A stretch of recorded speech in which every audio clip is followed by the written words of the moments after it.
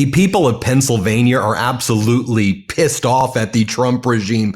He's got like record low approval in Pennsylvania right now, about 41% approval, and that's decreasing. 58% of people disapprove and strongly disapprove of the way Donald Trump is handling his job in Pennsylvania. And you can see why. I mean, you just take a look at the Affordable Care Act subsidies and how, based on Trump refusing to and MAGA Republicans refusing to extend those ACA subsidies, lots of people in Pennsylvania are fearful that they're going to lose their insurance off of the penny exchange right there. Also, farmers suffering, feeling that they're going to be bankrupt as well. You know, you have the Pennsylvania Independent highlighting this story of Liz Krug, owner of a small family-owned farm in northeastern Pennsylvania. She said she recently received a letter from the governor telling her that if congressional Republicans fail to extend the tax credits for the ACA, their insurance premiums are set to increase by 83%. According to Keystone News in 2024, over 435,000 Pennsylvanians purchased their health insurance through Penny, the state's ACA marketplace, and those people are at risk at losing their insurance right now.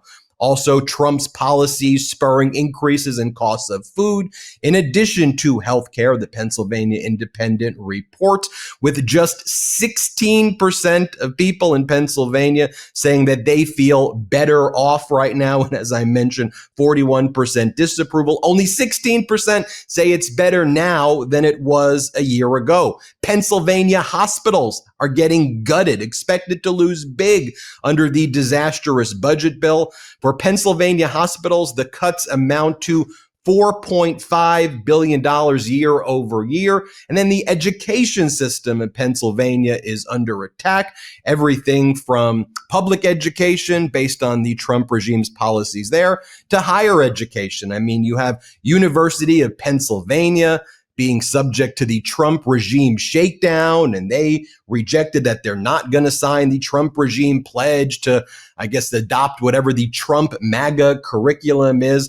And then when you zero in on some of these congressional districts and you see what these MAGA politicians are doing, it's like Trump. It's like enriching themselves. I mean, let's zoom in on the 8th Congressional District, northeastern Pennsylvania. MAGA Republican Congress member Rob Breshnahan, who ran on, "We should oppose stock trading." He's a trust fund kid.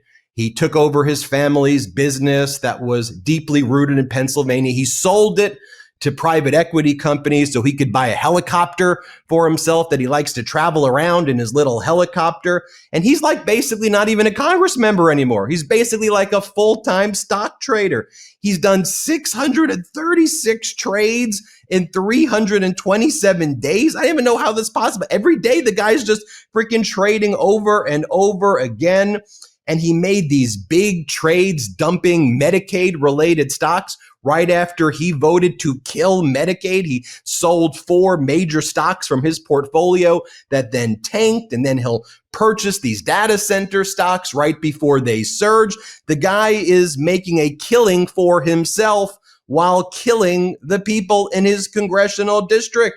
And by the way, even OAN, the right-wing Trump propaganda network, they say that this Rob Breshnahan guy is a bad dude. And this is OAN. Here, play this clip. All right, a member of Congress is facing fresh scrutiny over stock trades. A week before voting to slash Medicaid funding, Pennsylvania Republican Congressman Rob Breshnahan reportedly dumped up to $130,000 in stocks from 4 major Medicaid providers. Breshnahan, who took office this year and ranks as one of Congress's top stock traders, allegedly sold the shares on May 15th. 7 days later, he voted with most Republicans for President Trump's bill, cutting nearly $1 trillion from Medicaid to fund tax cuts. Breshnahan says he never directed his advisors on trades.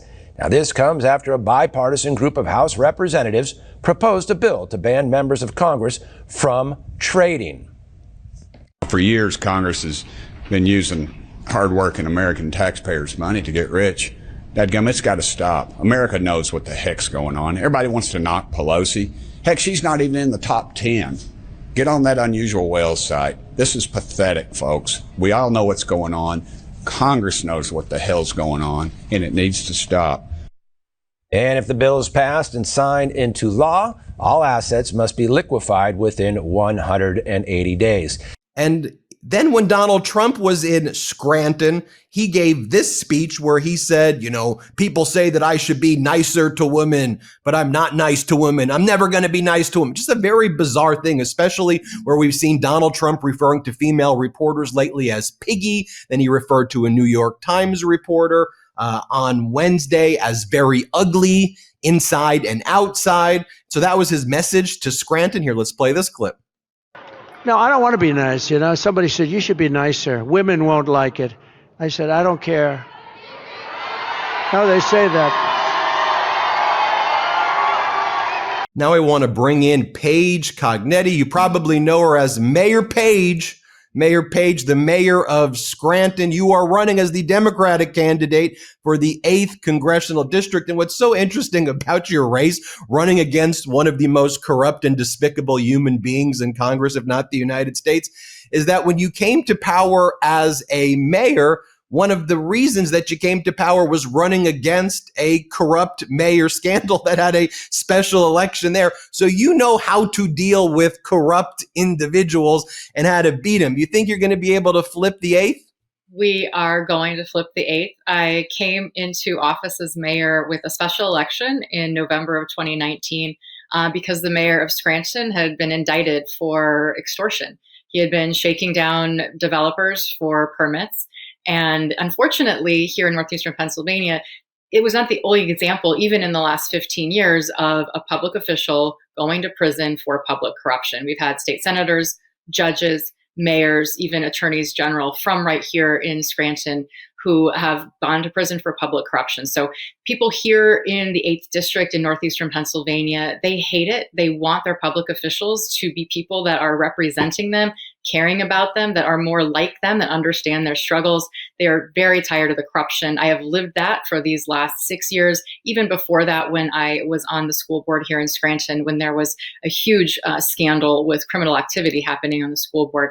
So we know that this is a district that hates corruption. We know that this is a district that wants to see the status quo, just reformed. It's not about burning things down. It's not about the system being completely destroyed. It's about the system working for them. We have made government work for people here in Scranton. I was reelected after that special election in 2019, reelected in 2021, just reelected a few weeks ago. I did a wild thing, unconventional. I announced for Congress in September while on the ballot 2 months later for mayor.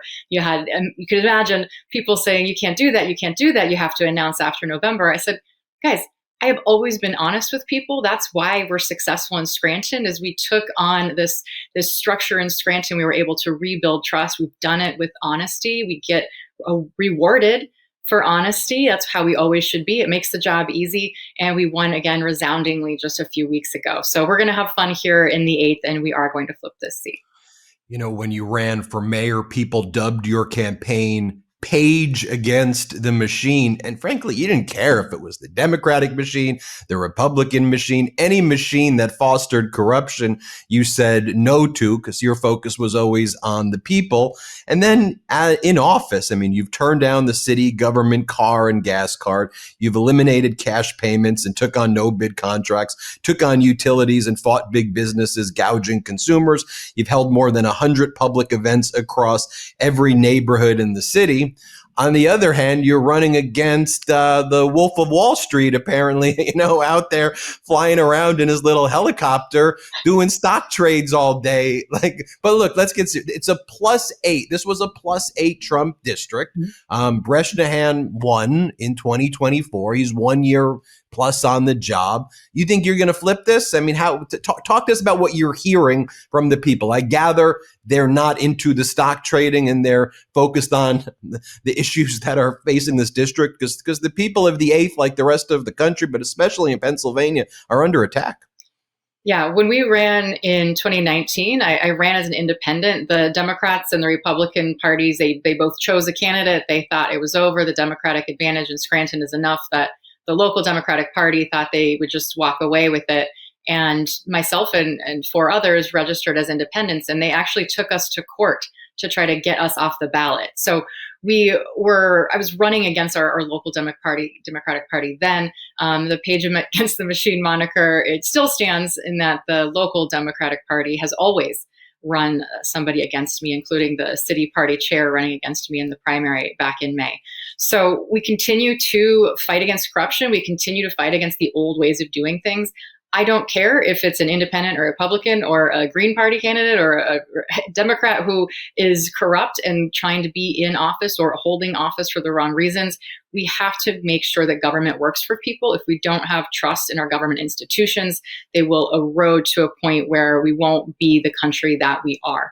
So it's very important to me that we continue to do that in Scranton, and we bring that type of governing and that type of trust building to the whole district. This district may have voted for Donald Trump by around 8 points in 2024, but in 2022, now Governor Shapiro won by 8 points.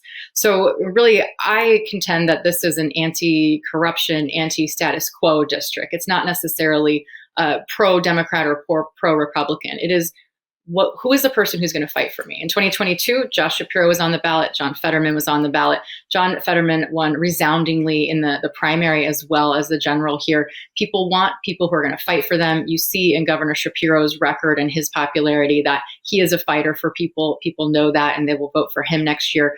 For us here in Scranton and our whole district, we've been fighting against the old way of doing things. That's my reputation here in Scranton, is fighting corruption wherever we see it, no matter what political party is attached. And we have a lot of fun doing it. That's part of the thing too, right? Is being for the people is what drives me every day. Fairness is what drives me every day. That's why I do this. I have 2 little kids. It's hard. I would love to be able to spend all of my time with them, but it is so damn important to me that they are raised in a city that has a government that works for people and for all their little friends at preschool and kindergarten. It's so important to me that we have a representative in Congress who's going to be there for the people of northeastern Pennsylvania. In Rob Breshnahan, we have the polar opposite. We have somebody who is more interested in making money off of his votes than he is in representing people. We've had Governor Shapiro on multiple times. He talked about the recent budget. He talked about how lots of people in Pennsylvania are really struggling right now. Affordability is a major issue. People are worried about health care being ripped away from them. People are worried, just are they going to be able to raise their family, when it seems that every day, Trump wakes up, he does this post, he does that post, the policy change. No one, it's just kind of pure chaos. And people are like, can we just get back and be normal and just let's figure out ways to solve problems. As you go around the 8th, which of course is the mayor of Scranton, you always know it very well and have a pulse on what the people are thinking. What are people saying to you that they're worried about, and how are you going to address it? I think people don't want to have to think about government. Right? It should not be something that you are constantly thinking about. You don't want to be worried every day what a federal representative, a president, or your mayor is doing. You want to wake up and think about your family and your business and how you're going to make sure that you have the best life as possible for your kids. That's what it should be, right? Government is supposed to work for you, supposed to be there for you. I think we've gone through, sometimes here in the United States where the president has driven the dialogue. Here in northeastern Pennsylvania, unfortunately, our freshman congressman is driving the dialogue about this district because of his stock trading, because he is bringing the level of corruption directly to the Northeast here. We don't need more of that. We can get away from this. He is renewing that sense of dread that people are going to view northeastern Pennsylvania as a place where the bad stories come out of. That's not who we are. We've been able to show that in Scranton we can not have to worry about things. We can know that we can be in good hands. We can do that again. We don't want to be a focal point for the wrong reason. We don't want Joe Rogan or OAN talking about this district because we have a congressman who's become one of the most prolific stock traders in Congress, who dumped 6 figures of Medicaid provider stock a week before he trashed $1 trillion of Medicaid. It's really hard to make up how cynical this is. On the healthcare front, which you mentioned, We have a hospital right in Scranton, one of our 2 hospitals that is owned by a publicly traded company. They have drained the resources from it. It has been teetering on the brink of closure for a couple of years now. We've been trying to get a buyer. Our state representatives, Governor Shapiro and his team, we've been all hands on deck trying to see how we can do this. But the privatization of these public goods is really coming home to roost. And we also see a Congress that is voting to gut Medicaid. We have, as you stated before, those pending subsidies. And actually the woman, Liz Krug, who runs Endless Roots Farms, that you read her quote, she is local here. She's actually a vendor for my husband's business. It's a beautiful farm with great people. This is real. This is very, very real. This is not just talking points. Rob Breshnahan has been going around the district promising that the rural healthcare fund is going to save everyone's healthcare and everyone's jobs. That math doesn't math. You can't spread $50 billion across the country in every competitive congressional district, and $50 billion does not add up to $1 trillion. So people want to trust their officials. They want to trust that you are there for them. That is not what we have in our current freshman congressman, and I look forward to changing that. Yeah, people like MAGA Republican Congress member Breshnahan took away $200 billion from the rural fund and then gave it back $50 billion. And they're like, I gave you back $50 billion. You took away $150 billion. It's like if I took $1,000 from you and then gave you $200 back, and I start bragging that I gave you $200 back. It's like, no, dude, you just stole $800 from me. What are you talking about? It's like a sociopathic argument to be making. It's crazy. Well, so I've got a 5-year-old and a 2-year-old, and we watched The Grinch the other night, and I was thinking, this is what you think about. Like the Grinch steals all the presents, and the way that I think about Rob Breshnahan is he's taken $1 trillion of Medicaid, and now he's like writing letters like, oh, the ACA subsidies should be restored. I'm like, that doesn't make up for what you did. And also, by the way, you dumped 6 figures of that stock for your own gain before you took that vote, right? Like this idea that you can steal Christmas, but then, give a little stocking stuffer and you're the hero. That doesn't work, and people are not stupid. Mayor Paige, where can people find out more about the campaign? pageforpa.com. It is a campaign that is rolling. Fortunately, we don't have a competitive primary, so we are taking on Rob Breshnahan from day one here. So come join us. Come join the fight. Page Against the Machine at pageforpa.com. Scranton Mayor Paige Cognetti, appreciate you. Thanks, Ben. Everybody hit subscribe. Let's get to 6 million subscribers. Want to stay plugged in? Become a subscriber to our Substack at MeidasPlus.com. You'll get daily recaps from Ron Filipkowski, ad-free episodes of our podcast, and more exclusive content only available at MeidasPlus.com.